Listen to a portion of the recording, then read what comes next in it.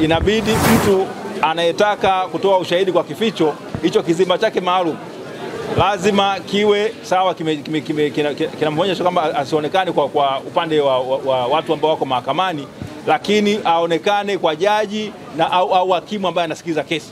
Sasa kizimba ambacho kimejengwa hapa mahakamani, hata majaji hawezi kumuona huyo shahidi. Kwa hiyo ni kwamba inakuwa ni mtu hata una uhakika nini kinaendelea. Msingi mkubwa wa jaji kumuona shahidi au mtu anayetoa ushahidi kwa kificho ni kwamba wao waweze kujua ni nani na waweze kuhakikisha kwamba jeje anavokaa pale mahakamani kuaminika kwake kunakuwa kukoje. Kwa hiyo Lissu ameweza kupitisha mahakama katika sheria mbalimbali na jinsi ambavyo zile kanuni zimekiukwa, na msingi mkubwa wa zile kanuni bado, licha kwamba mtu wa shahidi anakuwa amefichwa, lazima ile haki ya kusikilizwa kwa ukamilifu au usawa mbele ya sheria izingatiwe, na kwamba haki ionekane inafanya nini inatendeka.